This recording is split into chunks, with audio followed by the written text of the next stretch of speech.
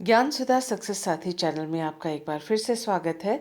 आइए आज हम करते हैं नेट जेआरएफ केमिस्ट्री के एमसीक्यूज, जो कि ऑर्गेनिक केमिस्ट्री से संबंधित हम कुछ क्वेश्चंस को करेंगे विभिन्न टॉपिक्स से। पहला क्वेश्चन जो हमारी स्क्रीन पे है उसमें यूपीएससी नॉमेनक्लेचर पूछा गया है इस कंपाउंड का, जो कि एक साइक्लिक कंपाउंड है, अनसैचुरेशन उसके अंदर है और एल्किल ग्रुप्स तरह तरह के इसमें जुड़े हुए हैं। तो हमें नंबरिंग इस तरह से करना है ताकि ये जो डबल बॉन्ड है उसको लोएस्ट नंबर मिले, और साथ ही हमें ये भी देखना है कि यहाँ अगर हम 1 लिखें, यहाँ 2 लिखें, तो 3, 4, 5, 6 नंबर पे ये दोनों सब्स्टिट्यूएंट्स आ रहे हैं। वैसे नंबरिंग हमें नहीं करना है, हमें इस तरह से हमने नंबरिंग करी है इस वजह से ताकि जो सब्स्टिट्यूएंट्स हैं उनको लोएस्ट नंबर मिले और ये जो अनसैचुरेशन है उसको प्रेफरेंस या वरीयता मिले। तो नंबरिंग ही इसमें मेन है। नंबरिंग कर ली हमने, तो उसके बाद हम देख सकते हैं कि 2 इथाइल, तो ये रहा 2 ethyl, 4 dimethyl, this is 4 dimethyl, 1 propyl cyclohept, 1 ene. तो ये हमें मालूम ही है, अल्फ़ाबेटिकल ऑर्डर से इनको लिखा गया है। अल्फ़ाबेट में सबसे पहले ई, उसके बाद डी और लास्ट में पी आएगा। तो इसलिए इस तरह से इसको अरेंज करके लिखा गया है। पोजीशन उनके सामने दी हुई है। फोर्थ पोजीशन पे 2 मेथल ग्रुप्स हैं, तो 4 डाइमेथल लिखा हुआ है। और क्योंकि 7 एटम्स हैं और साइक्लिक कंपाउंड है, तो साइक्लोहेप्ट एंड 1 पे ene. So this is the correct answer for this particular question. Next question हमारे स्क्रीन पे है, इसमें भी एक इपॉक्साइड रिंग है और परक्लोरिक एसिड इसमें दिया हुआ है। इसका काम है रिंग ओपनिंग का। जैसा कि आप देख सकते हैं कि ये ऑक्सीजन पर लोन पेयर ऑफ इलेक्ट्रॉन्स होते हैं, इस वजह से जो प्रोटॉन है वो इसी ऑक्सीजन के ऊपर अटैक करता है और इस तरह से प्रोटोनेशन जो है इपॉक्साइड रिंग का हुआ। और ये क्योंकि संयुग्मित द्विबंध हैं, तो इसमें से आप देख सकते हैं कि इलेक्ट्रॉन्स का मूवमेंट इस प्रकार से होता है। डबल बॉन्ड्स जो हैं वो यहाँ और यहाँ शिफ्ट हो गए, जैसा कि आप यहाँ देख सकते हैं, और साथ ही ये वाला बॉन्ड टूट के यहाँ पर OH लग गया है। और as a result of which, जिसकी वजह से ये जो प्लस चार्ज यहाँ था वो अल्टीमेटली यहाँ पर वो प्लस चार्ज अपीयर होता है। अब उसके बाद हमने देखा कि इस प्लस चार्ज में प्रोटोनेशन हुआ और यहाँ पर ये प्रोटॉन निकल कर आया है और यहाँ पर प्लस चार्ज क्रिएट हुआ और फिर लोन पेयर ऑफ इलेक्ट्रॉन्स का यहाँ शिफ्ट होना और ये ऑक्सीजन और हाइड्रोजन बंध का टूटना और H+ का निकल जाना, जिससे कि इस तरह से C डबल बॉन्ड O यहाँ पर बन जाता है।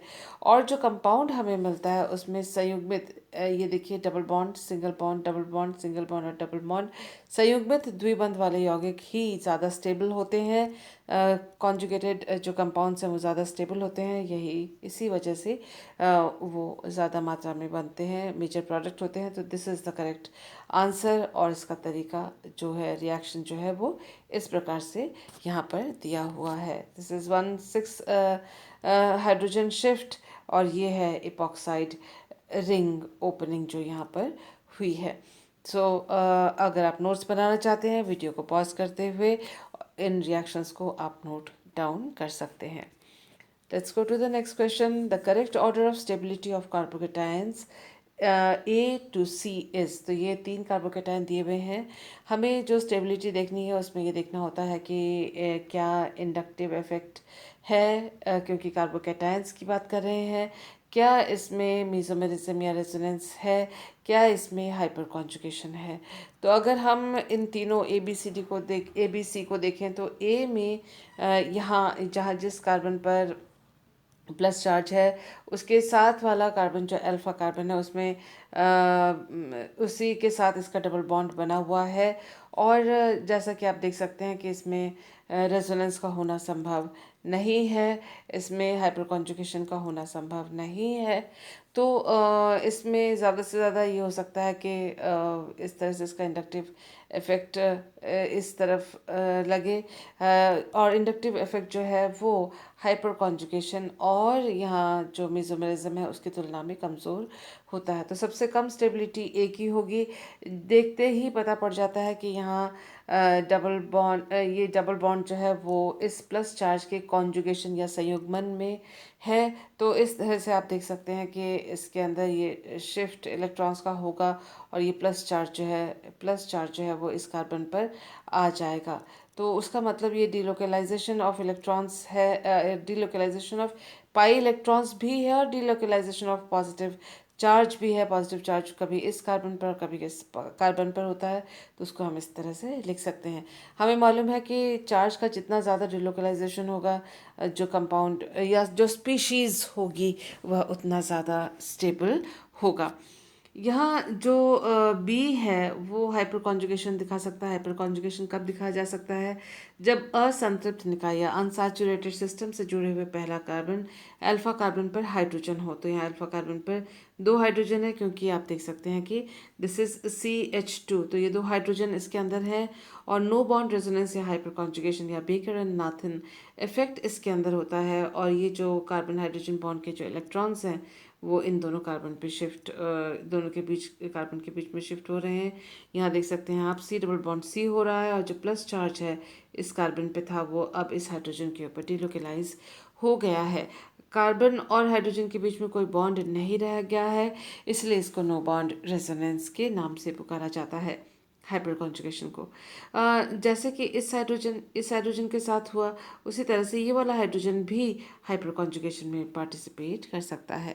तो अगर हम देखें इन दोनों के इफ़ेक्ट को, अगर हम कंपेयर करें, तुलना करें इन दोनों की, तो ये ज़्यादा प्रभावशाली है। इसीलिए दिस इज सी, तो सी की स्टेबिलिटी सबसे ज़्यादा है, उसके बाद बी की स्टेबिलिटी है, ये बी है, और ए की स्टेबिलिटी सबसे कम है। तो ऑप्शन डी जो है वो हमारा करेक्ट ऑप्शन है, क्योंकि जो बी और सी हैं उनमें हाइपर कॉन्जुगेशन और मेजरिज्म के द्वारा डीलोकलाइजेशन ऑफ चार्ज हो रहा है, और जो आवेश जितना अच्छी तरह से डीलोकलाइज होता है संबंधित स्पीशीज उतना ही अधिक स्टेबल होता है। Next question on the screen is muscone is a excuse me, muscone दिया हुआ है इन्होंने स्ट्रक्चर।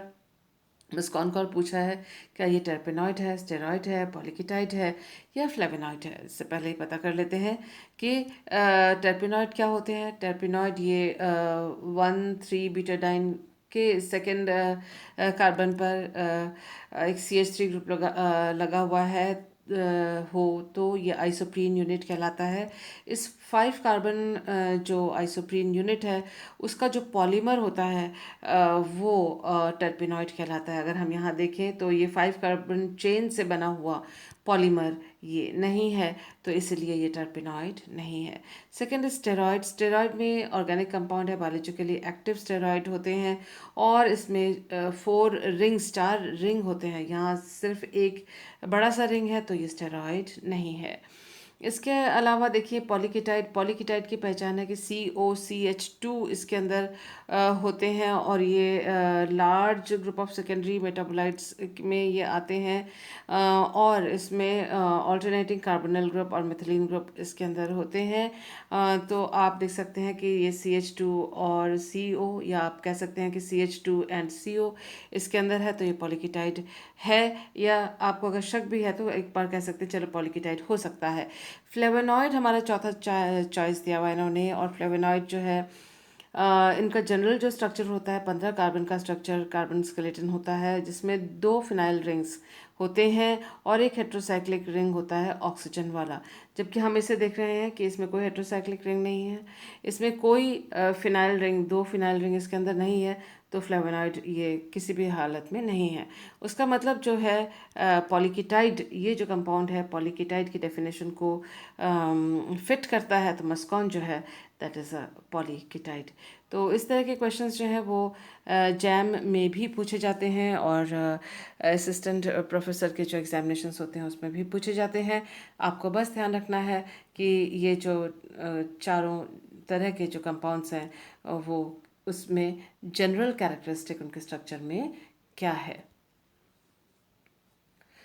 नेक्स्ट क्वेश्चन हमारी स्क्रीन पे है the HOMO of pi molecular orbital of methyl azide is. तो मिथाइल एजाइड ये है जिसमें कि 2 पाई बॉन्ड्स हैं, 2 पाई बॉन्ड यानी 4 पाई इलेक्ट्रॉन्स, 4 पाई इलेक्ट्रॉन्स हैं। 4 पाई इलेक्ट्रॉन्स 3 एटम्स के ऊपर, तो 1 2 थ्री एटॉमिक न्यूक्लियाई और 3 ऑर्बिटल्स इसके अंदर होंगे। तो ये चारों जो ऑप्शंस हमें दिए हुए हैं 3 ऑर्बिटल्स के दिए हुए हैं। इन्होंने पूछा है HOMO यानी हाईएस्ट ऑक्यूपाइड मॉलिक्यूलर ऑर्बिटल क्या है। 4 इलेक्ट्रॉन्स हैं, 4 पाई इलेक्ट्रॉन्स हैं, तो उसका मतलब सबसे लोअर लेवल में यानी साई 1 में 2 इलेक्ट्रॉन्स होंगे, साई 2 में 2 इलेक्ट्रॉन्स होंगे। अब नोड्स की संख्या यहाँ पर देखिए, ये जो है वो नोड्स आपस में एक दूसरे से अलग हैं, उसी में ये दोनों ये चारों जो स्ट्रक्चर्स हैं एक दूसरे से भिन्न हैं। जो साई 1 होता है उसमें एन जैसे नोड्स निकालते हैं, तो साई n अगर है तो नोड्स की संख्या होती है n-1, यानी साई 1 अगर है तो n की संख्या है 1 दैट मीन्स 0, यानी कोई नोड इसके अंदर नहीं होगा। जबकि HOMO हम ढूंढना चाह रहे हैं, HOMO तो साई 1 नहीं हो सकता क्योंकि साई 1 पे 2 इलेक्ट्रॉन्स है, 2 इलेक्ट्रॉन और बचे हैं पाई इलेक्ट्रॉन्स, तो वो साई 2 में जाके होंगे। तो साई 2 यानी इसमें जो n का वैल्यू है वो है 2, तो 2-1 दैट मेक्स 1। तो एक जो HOMO होगा वह जो है उसमें एक नोड होगा। तो एक नोड अगर है तो ये तो नहीं होगा। और इसमें ऐसा एक नोड है, क्यों नहीं होगा, क्योंकि देखिए सेम जो ऑर्बिटल्स है अगर ऑपोजिट साइड में है तो उनका ओवरलैप नहीं हो सकता, तो तब जाके नोड बनता है। यहाँ same type of orbitals opposite direction में, तो यहाँ दो नोड्स, तो इसके अंदर 2 नोड्स हैं, ये नहीं होगा। यहाँ पर एक नोड है, हो सकता है, यहाँ पर एक नोड दिखाया है, ये हो सकता है। यहाँ पर कोई नोड नहीं है क्योंकि सेम टाइप ऑफ ऑर्बिटल्स जो हैं वो सेम साइड में है, तो उसका मतलब ये साई 1 है। ये साई 3 था क्योंकि इसमें नोड की संख्या 2 है। अब साई 2 में इन दोनों में से कौन सा हो सकता है, अगर आप ध्यान से देखें तो ये जो लोब है और ये लोब दोनों एक जैसे हैं। अगर ये दोनों एक जैसे हैं तो नोड यहाँ पर नहीं हो सकता, तो ये गलत बनाया हुआ है, तो ये भी आंसर नहीं है। तो जो HOMO है जिसमें लास्ट वाले 2 इलेक्ट्रॉन्स है, पहले के 2 इलेक्ट्रॉन साई 1 में, सेकंड 2 इलेक्ट्रॉन्स साई 2 में है, साई 2 यही होगा जिसमें same type of lobes are on the opposite sides. तो यह same type lobe opposite side में है, ओवरलैपिंग नहीं हो सकती, इसी वजह से इफेक्टिव ओवरलैपिंग नहीं हो सकती, इसलिए यहाँ पर नोट है। तो ज़रूरी नहीं है कि आप इस पूरे डायग्राम को बनाएं। आप नंबर ऑफ इलेक्ट्रॉन्स से, जैसे यहाँ पर 4 पाई इलेक्ट्रॉन्स हैं, नंबर ऑफ इलेक्ट्रॉन्स से ही साई 1 साई 2 साई 3 लिख सकते हैं। और ये रहा आपका HOMO साई 2 और उसमें नोड्स की संख्या है 1, तो ये नोड की संख्या आप एक यही इसी में है, और इसमें नोड बन नहीं सकता। इसमें ये साई 1 है, ये साई 3 है, सॉरी, तो इसलिए ऑप्शन हमारा सिर्फ ये है, दैट इज़ साई 2। तो ये हमारा HOMO है। तो इस तरह से आप इसको सॉल्व कर सकते हैं बहुत आसानी से, क्योंकि ये मॉलिक्यूल बहुत छोटा सा है, तो आप इसको यूँ लिख कर भी कर सकते हैं, but this is a long method, ये शॉर्ट मेथड है तरीका, इससे आप इस तक आंसर तक पहुंच सकते हैं। नेक्स्ट क्वेश्चन है the correct statement for the orientation of the bromine atoms in the most stable conformations of. अच्छा, तो हमको ये दिया हुआ है कि ये 2 कंपाउंड्स दिए हुए हैं और पूछा है कि जो ब्रोमीन इसके अंदर है उसका करेक्ट ओरिएंटेशन इन दोनों में क्रमशः क्या है। तो ये सारे ऑप्शंस 4 ऑप्शंस हमको दिए हुए हैं। इसके लिए हमें सबसे पहले इसको चेयर कॉन्फॉर्मेशन में बनाना है। लेस स्टेबल जो कॉन्फॉर्मेशन है उसको पहले बनाते हैं। किस तरह से बनाया हुआ देखिए, 6 मेंबर हमने चेयर कॉन्फॉर्मेशन ये भी बनाया और ये भी बनाया, और इसमें एक ही कार्बन पर Br और CH3 है। तो हमने देखिए ऊपर Me, ये रहा ऊपर Me और नीचे CH3, ये एक्सियल पोजीशन पर लगाया है। और जिस साइड में ये CH3 है उसके एक कार्बन को छोड़ के, यानी इस कार्बन को छोड़ के नेक्स्ट वाले कार्बन पे, यानी इस वाले कार्बन पर हमने CH3 लगाया, वो अप अबव द प्लेन है, तो ये दोनों एक्सियल हुए। तो यहाँ हम देख सकते हैं कि 2 ग्रुप्स जो हैं एक्सियल पोजीशन पे हैं। अगर एक्सियल हैं तो इस पूरे रिंग के इलेक्ट्रॉन्स के साथ उनका रिपल्शन होता है, इसलिए इसका दूसरा चेयर कॉन्फॉर्मेशन होगा। और वो इसमें जैसे ही इसका रिवर्स बनता है, यानी देखिए ये नीचे की तरफ है, अभी ऊपर की तरफ हो गया है, जैसे ही इस तरह से फ्लिपिंग ऑफ ये कहते हैं flipping of the chair conformation. Flip जैसे करते हैं, यानी नीचे हिस्से को ऊपर और ऊपर हिस्से को नीचे कर देते हैं। तो इस चेयर कॉन्फॉर्मेशन में जो यहाँ एक्सियल होते हैं वो बन जाते हैं इक्वेटोरियल, और जो इक्वेटोरियल होते हैं वो है एक्सियल। तो ये मोर स्टेबल है। मोर स्टेबल क्योंकि बड़े जो ग्रुप्स हैं वो दो ग्रुप्स जो हैं इक्वेटोरियल पे हैं, सिर्फ एक ग्रुप जो एक्सियल पे है, इसलिए यहाँ पर रिपल्शन कम होगी, ये ज़्यादा स्टेबल होगा। उसी तरह से हमने इसमें देखा कि ये अबव द प्लेन है, और इन दोनों के बीच में एक CH2 है। तो ये अबव द प्लेन इन दोनों के बीच में एक CH2 है, और जो ये अबव द प्लेन है उसके साथ में बिलो द प्लेन, तो उसके साथ वाले कार्बन पर बिलो द प्लेन यानी एक्सियल यहाँ पर ये ग्रुप बनाया हुआ है। तो ये लेस स्टेबल कॉन्फॉर्मेशन है। इसका फ्लिप किया हमने चेयर कॉन्फॉर्मेशन को, और जितने जो एक्सियल थे वो फ्लिपिंग होने पर वो इक्वेटोरियल में कन्वर्ट हो जाते हैं। इस बात को आप ध्यान में रखिएगा, और ये मोर स्टेबल कॉन्फॉर्मेशन है। अब हमसे पूछा गया है कि correct statement for most stable conformation. तो ये मोस्ट स्टेबल कॉन्फॉर्मेशन ये है, और हमने इसमें ध्यान रखा है जो बिलो द प्लेन है वो यहाँ पर मेथल ग्रुप, ये देखिए एक बिलो द प्लेन है, ये अबव द प्लेन है, ये अबव द प्लेन है, ये अबव द प्लेन है, ये अबव द प्लेन है। इन दोनों के बीच में एक CH2 की दूरी है वो यहाँ पर मेंटेन की है। इसके और इसमें 1 2 दो CH2 ग्रुप की दूरी है, ये देखिए दोनों CH2 ग्रुप की दूरी है। उसी तरह से आप देख सकते हैं ये above the plane and bromo group is below the plane, तो ये above the plane methyl group और bromo group below the plane है। इसी तरह से आप देख सकते हैं ये अबव द प्लेन है, तो ये इक्वेटोरियल में अबव द प्लेन है। इन दोनों के बीच में एक CH2 है, जो कि ये देखिए ये CH2 है। तो कुल मिला के ये जो दोनों हमको स्टीरियो आइसोमर्स दिए हुए, कॉन्फॉर्मर्स दिए हुए हैं, वो इस तरह से सारे कंडीशंस को फुलफिल करते हैं। अब हम देख रहे हैं कि मोस्ट स्टेबल जो कॉन्फॉर्मेशन है ए वाला ये है। तो इसमें ब्रोमो ग्रुप कहाँ पर है? एक्सियल पोजीशन पे है, और बी है ये रहा ये वाला, और इसमें ब्रोमो क्या है? इक्वेटोरियल पे, तो ब्रोमो इक्वेटोरियल पे। सो this is the correct answer, जो कि हमने इसको ड्रॉ करके निकाला है। तो इस वाले क्वेश्चन को हमें ड्रॉ ही करना पड़ेगा, ड्रॉ करके ही हम इस तरह के क्वेश्चंस का आंसर निकाल सकते हैं। So the correct option is B, जो कि हमने यहाँ पर एक्सप्लेन किया हुआ है। The stereochemical relationship of HA and HB in the following. अब देखिए ये क्वेश्चन, ये हमको कंपाउंड दिया हुआ है, और इसमें दो हाइड्रोजन है HA और HB, और पूछा है कि इनमें से कौन सा रिलेशन इन दोनों हाइड्रोजन के आपस में है। अगर हम इस मॉलिक्यूल को देखें तो ये देखें कि ये बाइफेनाइल है, और इसमें ऑर्थो ऑर्थो ऑर्थो ऑर्थो, क्योंकि ये दोनों आपस में जुड़े हुए हैं, तो ऑर्थो पोजीशन के ये 4 ग्रुप्स हैं, और इनका साइज़ भी बहुत छोटा तो नहीं है। तो इसका मतलब क्या है कि आपस में टकराएंगे, इतने पास पास रहेंगे। तो ये जो रिंग है, अगर ये इस स्क्रीन पे जहाँ पर आप इसको देख रहे हैं, उस स्क्रीन पर अगर ये रिंग है, तो ये जो रिंग है दूसरा वाला, ये उभर कर, ये वाला हिस्सा उभर कर हमारी ओर, और ये वाला हिस्सा नीचे की ओर होगा। ये मतलब ये 90 डिग्री पे एक दूसरे के 90 डिग्री पे ये दोनों रिंग्स होंगे। तो अगर ये दोनों रिंग्स 90 डिग्री पे हैं, यानी ये तल पर है, ये तल से उभर कर है, तो उसका मतलब यहाँ पर जो है एसिमेट्रिक या कायरल मॉलिक्यूल ये बन जाता है, बावजूद इसके कि इसमें कोई कायरल कार्बन इसमें नहीं है।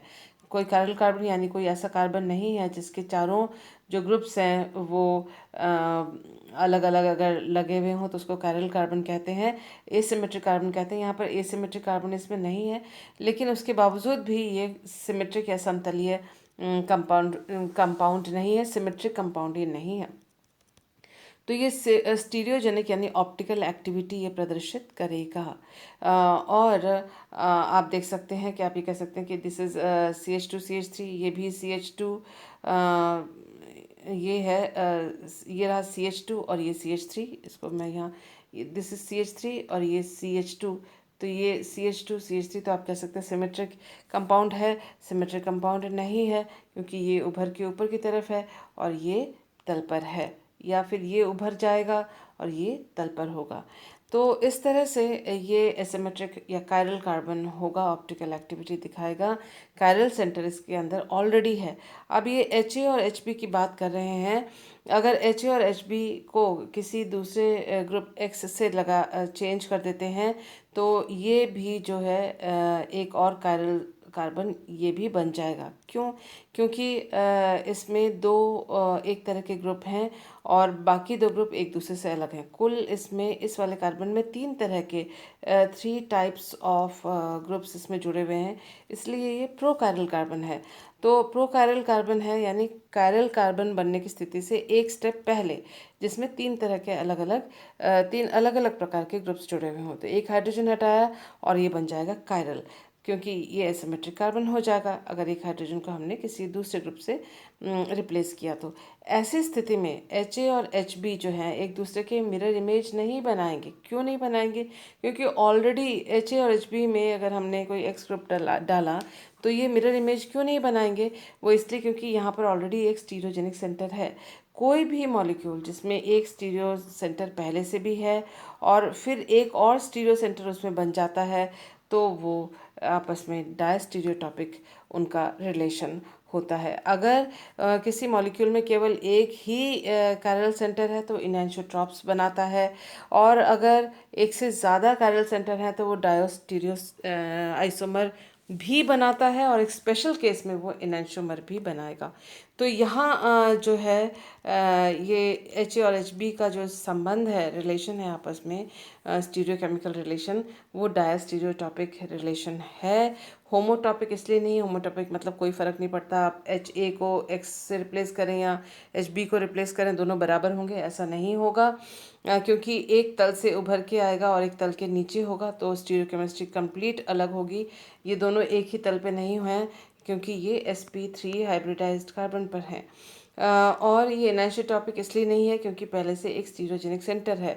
ये कॉन्स्टिट्यूशनली हेटेरोटॉपिक इसलिए नहीं है क्योंकि ये दोनों ही एक ही कार्बन पर जुड़े हुए हैं, तो इनका रिलेशन सिर्फ डायस्टीरियो आइसोटॉपिक होगा। So the correct option is option number C, that is diastereotopic. Thank you for being with me.